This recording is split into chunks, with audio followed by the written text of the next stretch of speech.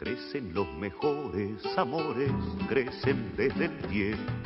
Para sus colores las flores crecen desde el pie. Crece desde el pueblo el futuro, crece desde el pie. Animada el rumbo seguro, crece desde el pie.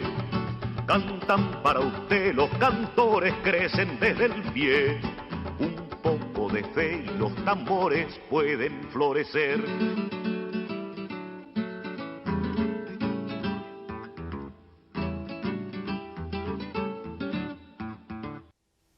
¿Qué tal? ¿Cómo les va? Bienvenidos y bienvenidas a una nueva edición de Desde el Pie.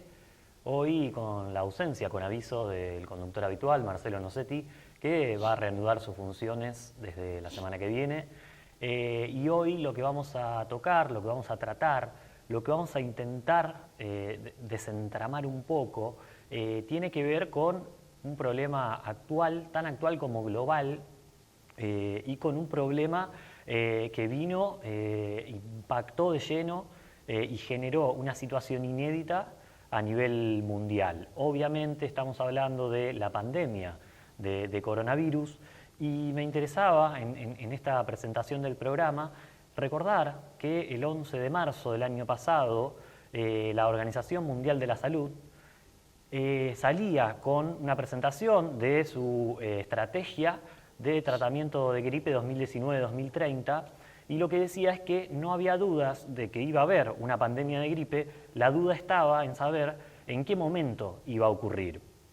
Esa alerta, esa alarma que desde la OMS anunciaban, tenía que ver con decir hay que fortalecer desde los distintos estados, hay que fortalecer los sistemas de salud pública, entre otras cosas, hay que fortalecer y reforzar la cuestión sanitaria frente a esta posible pandemia que finalmente, casi un año después, un poco menos, azota al mundo entero. Entonces, a nosotros nos interesaba invitar a un analista internacional, que ya lo vamos a presentar, digamos, con su debido tiempo. Primero vamos a ver quiénes son, quienes hacen posible que este programa se emita todos los sábados, pero como decía, nos interesaba este panorama regional, porque hace ya algunas semanas en América Latina y el Caribe se superaban las 100.000 muertes por coronavirus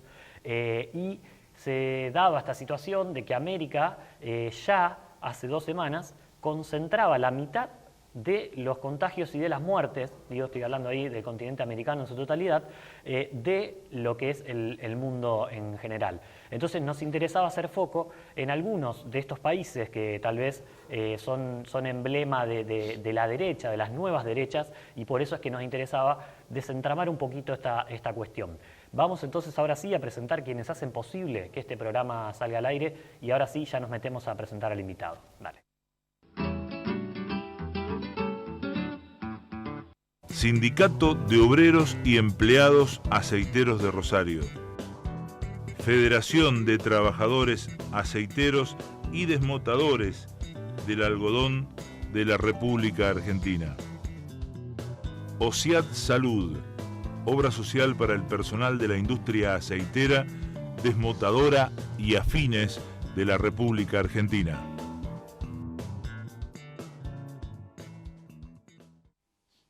Bueno, y ahora sí, lo que anticipábamos recién, lo tenemos como invitado. ¿Cómo estás, Pablo? Hola, ¿cómo estás? Gracias por la invitación. Un gusto estar aquí de nuevo. Por favor, gracias por venir. Sabemos que cuando tenemos algún inconveniente para interpretar cuestiones de la realidad, en este caso vinculadas con cuestiones internacionales, lo convocamos y él siempre responde con mucha amabilidad.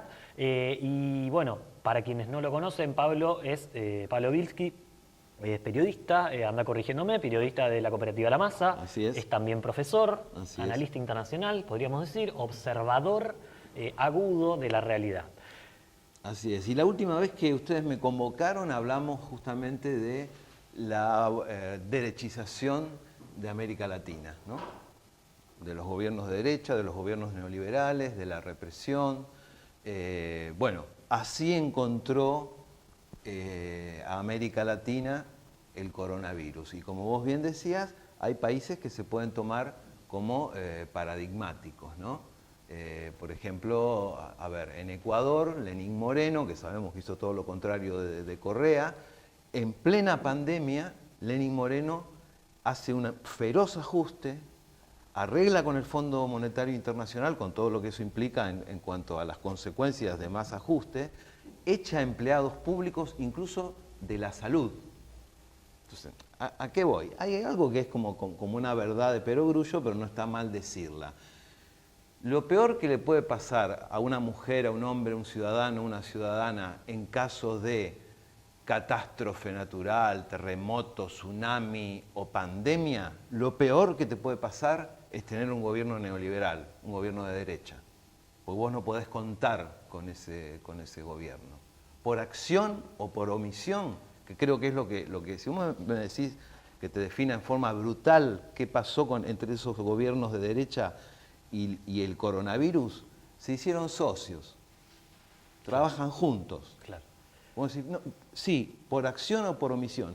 Y esto que yo digo, en un fallo que sacó, porque el otro caso paradigmático que lo dejábamos para después, tiene su característica particular, es Brasil, y el otro es Bolivia, un golpe de Estado. Ahora vamos a ir entrando. Entonces, hablábamos de gobiernos de derecha con protesta social, antes de la pandemia, gobiernos de derecha, con ajuste, con protesta social, con presidentes, que no es el caso de Bolsonaro, pero sí el caso de Lenín Moreno, Piñera, con bajísimo nivel de aceptación en la población, pero ridículo, 10, 12%. O sea, el caso de Bolsonaro es esa parte. Entonces, por acción o por omisión, hacen lo que, digamos, a veces uno teme cuando hace análisis usar determinadas palabras, ¿no? La corrección política a veces hace estragos, pero está bueno porque el juez Gilmar Mendes de Brasil, porque viste que Bolsonaro es un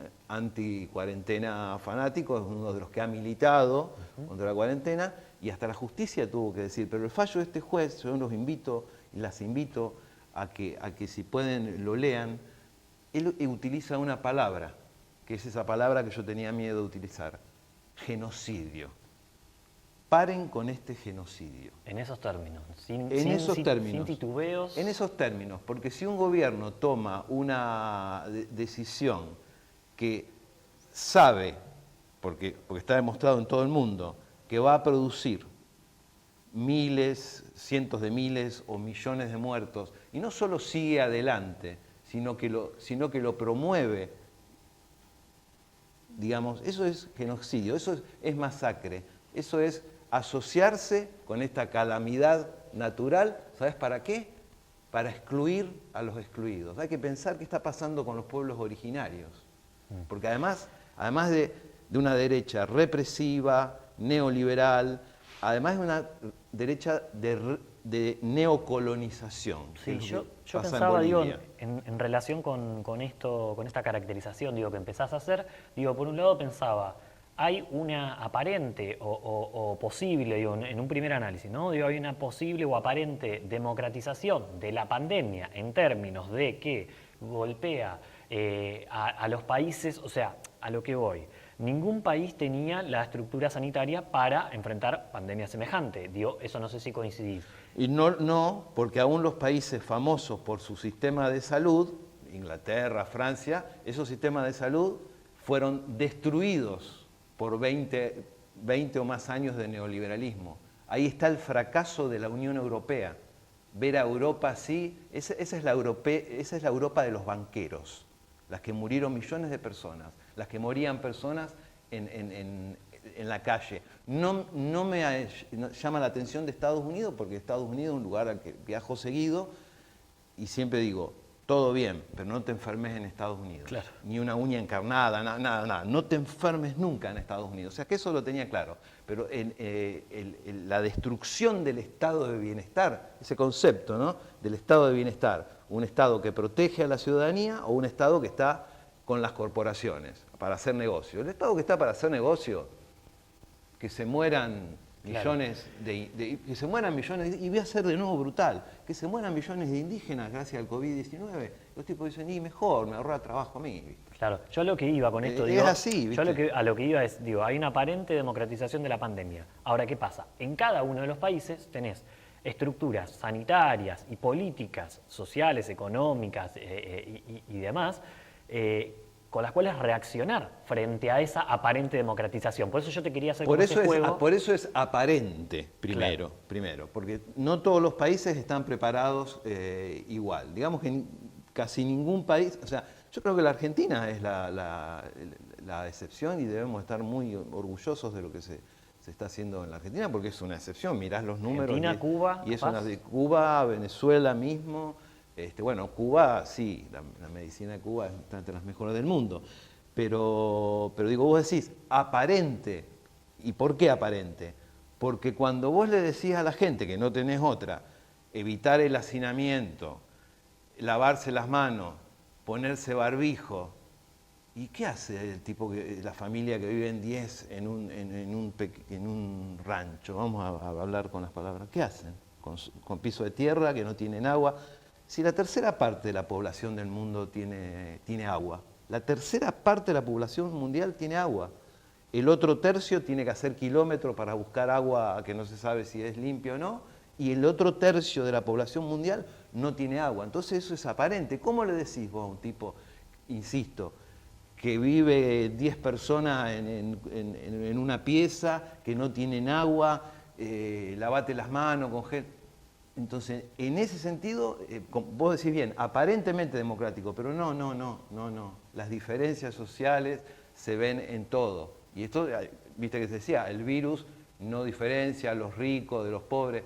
El virus no lo diferencia, pero la situación del rico o del pobre se nota en estos momentos más que nunca. Por eso cuando se habla de enfermedades preexistentes, que son las que pueden hacer complicar, digamos, ¿no?, la situación particular cuando el virus realmente llegue a infectarte, bueno, deberíamos entonces agregarle estas cuestiones crónicas y preexistentes que tienen que ver con desigualdades, con falta de accesos, ¿no?, con derechos vulnerados, digo, que son los que terminan al final de la balanza impactando de maneras iguales. Y termina emergiendo, y por eso la calificación tuya de aparente, claro, en principio, yo diría tan aparente y en principio. Después salen las diferencias sociales, es más, en un estado más brutal, ¿viste? Porque digo, por acción o por omisión, porque hay de los dos, uno es el abandono, los gobiernos que no hicieron nada, o lo hicieron mal, o lo hicieron tarde, y el otro es directamente por acción, o sea, estar en contra o promover que la gente no se cuide, promover y militar. Y vos fíjate dos fotos, te ofrezco dos fotos. Una en Brasil, Bolsonaro, en manifestaciones contra la cuarentena y contra toda medida de riesgo, y la bandera de Estados Unidos y un fusil. Una mujer tenía un fusil, otro tenía una bandera de Estados Unidos y estaba Bolsonaro. El epígrafe de esa foto podría ser "hay equipo". Podría ser, ¿no? Digo, o sea, claro que era como una mala copia de Trump, viste que Bolsonaro es como una parodia de Trump, que ya es una parodia, o sea, es una parodia de una parodia. Lo que pasa es que en el medio mueren millones de personas. Entonces vos tenías esa foto y después tenés la foto también en Estados Unidos. Fíjate cuánto habla de las sociedades esto, ¿no? Viste que la gente se volcó en todo el mundo a comprar rollos de papel, menos en Estados Unidos, que además de los rollos de papel, ya que estaban, que te los venden en el mismo súper, un fusil automático. Claro. Yo no sé, para pegarle al virus, los tipos se creen que tienen mucha puntería, claro, se la el problema creen, es que hay un virus invisible. pero al COVID no le pega ni un marín, ni un francotirador, ¿viste? Le puede pegar a una persona, pero al COVID no la pega y fueron a buscar armas. Digo, ¿cómo? Pero esa foto en Brasil y en Estados Unidos. Y en Bolivia, que en el medio hubo un golpe de Estado cívico-militar, que reprime, que ahora, bueno, ahí tenés otro uso, ese sería otro titular, los usos de la pandemia de acuerdo al gobierno. En el caso de Bolivia fue muy claro, dio un golpe de Estado, posponer las elecciones. Ahora le arrancaron una fecha en septiembre, y ahora de nuevo están con inventándole causas. A Arce, que es el candidato del MAS y que va primero, están inventando causas. Y a Evo Morales lo acusan de, y no me animo ni a decirlo, o sea, terrorismo. O sea, bueno, digo, esa ¿te palabra... das cuenta? Esa palabra es una de las que por ahí se viene usando, me parece, ¿no? Como distintas herramientas discursivas, ¿no? Porque, digo, si empezamos a desentramar o decir, bueno, ¿cómo operan estas derechas? Digo, me parecía interesante, por un lado, hacer una diferenciación, que vos, digo, la vas haciendo entre estos distintos tipos de derecha, y quería preguntarte, ¿cómo te parece que se puede caracterizar justamente si es como oleada de derecha, si es como ciclo? Porque tal vez, digo, la idea de ciclo podría dar a entender que entonces, bueno, nos sentamos a esperar que el ciclo transcurra y entonces después viene otro ciclo progresista y demás. Te quería preguntar si te parece que se puede ubicar más en esa idea o más en esta idea de oleada en términos de disputa, de pulseada, en lo que es la arena política, en este sentido latinoamericana. Digamos. Yo lo vería más como esta segunda caracterización, como una pulseada. Es un momento que puede durar mucho o poco según determinadas variables y circunstancias, pero a la vez a mí me parece que esta derecha ha demostrado al mismo tiempo, porque no nos olvidemos de que estaba Latinoamérica incendiada antes del coronavirus, en el sentido de las movilizaciones populares. O sea, a estos gobiernos de derecha les cuesta mucho sostenerse, les cuesta mucho. Al poco tiempo de asumir, pierden todo el nivel de popularidad y bueno, y no nos olvidemos del rol de los medios. Creo que si algo o sea, la pandemia nos reafirma muchas cosas que ya sabíamos, ¿no? Pero puesto en un contexto nuevo. Nosotros sabíamos que los medios concentrados, los medios hegemónicos en Argentina, el Grupo Clarín y La Nación, ese tipo de medios, tienen un poder de daño, son los enemigos de la sociedad. Son enemigos de la sociedad argentina.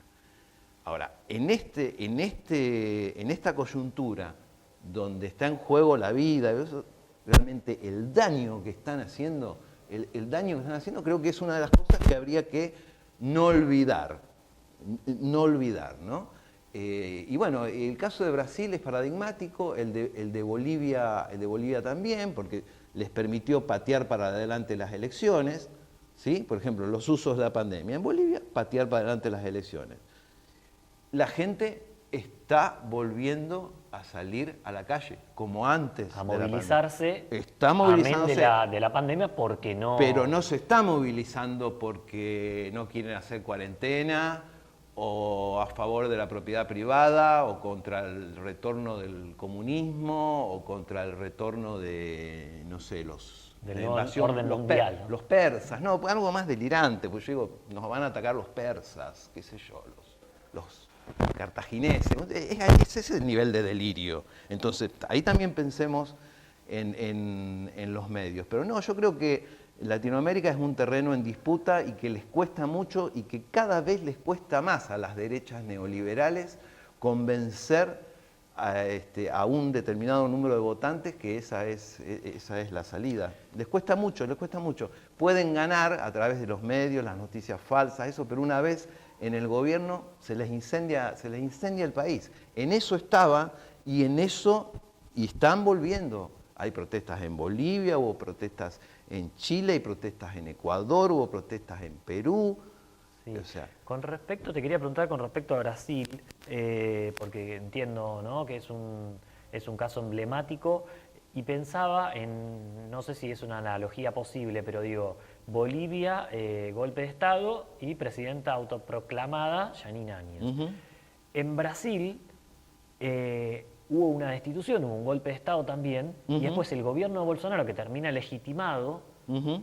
en realidad el antecedente más inmediato fue un golpe de Estado que termina...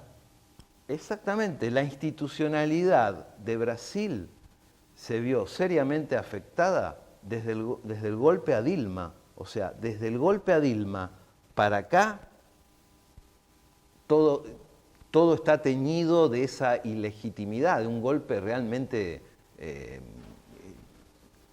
que se manejaron excusas y mentiras que se cayeron enseguida y que ya se cayeron y que ya lo dijeron y que ya lo dijo el juez Moro, que condenó a Lula.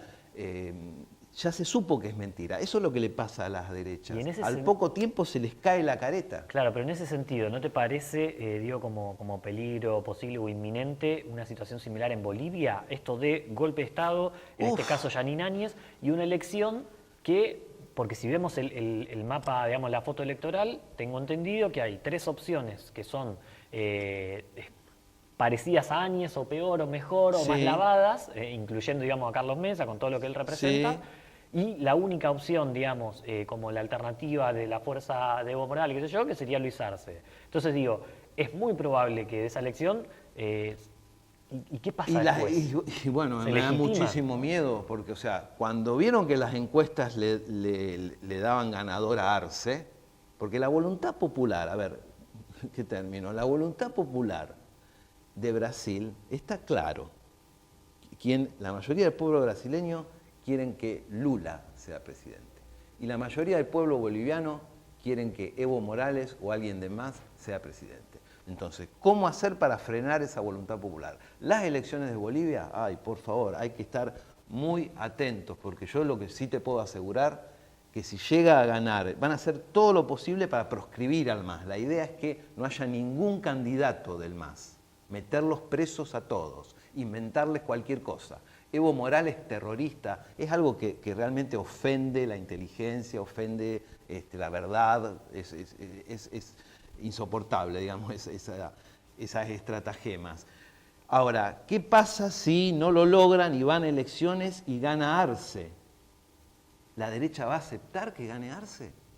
Es muy complicada la situación de Bolivia porque además es una dictadura militar, porque además hay decíamos, parte del proceso de la derecha es un proceso de militarización. Ni hablar el gobierno de Brasil, que es un gobierno en origen legítimo, entre comillas, por lo que acabamos de decir. Yo creo que la institucionalidad y la legitimidad quedó rota desde que la voltearon a Dilma, pero digamos, 57 millones de votos sacó Bolsonaro, ¿no? Una cosa, ¿no? Bueno, una cosa.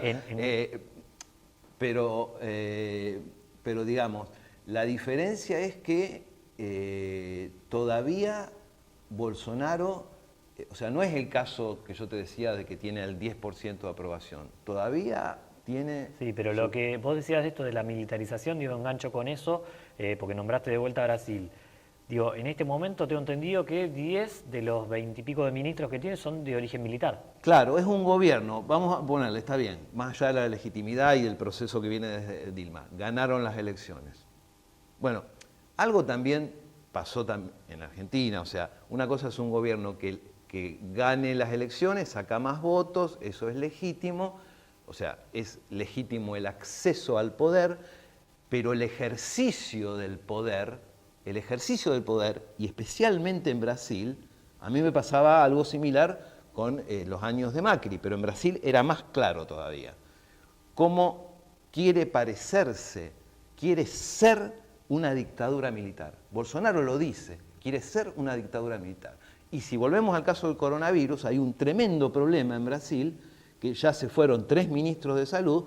¿Quién va a ser ministro de salud de Bolsonaro, que está en contra de todas las medidas de protección contra el virus? Entonces vino uno, otro, y ¿sabés ahora esto que vos decís? Esta proporción. Es un gobierno militar. ¿Sabés cuántos en el Ministerio de Salud acaba de meter 25 militares?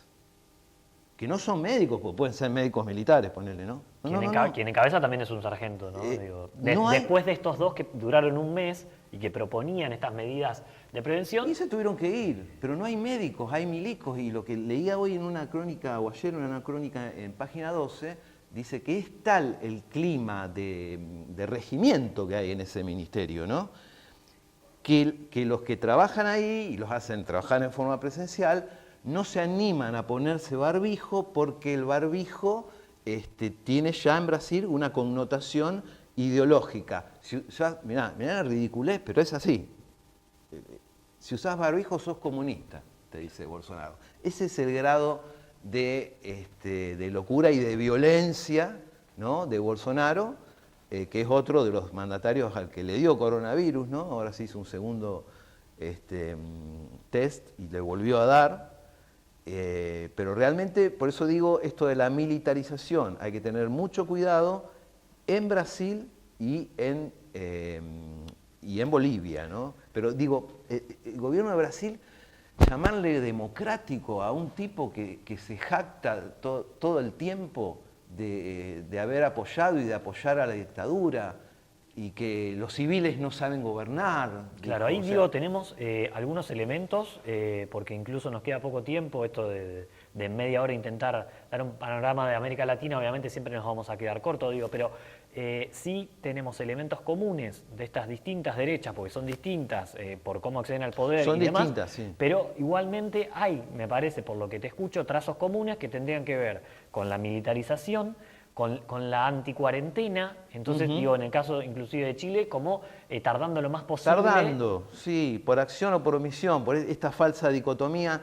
Bueno, esta falsa dicotomía entre economía y salud, digo, nos puede revelar qué significa economía para los poderes fácticos, qué significa economía para Clarín. No significa que la gente se quede sin laburo, que es gravísimo y que ahí tiene que estar el Estado. La economía es defender los intereses de la élite más concentrada. Eso es economía.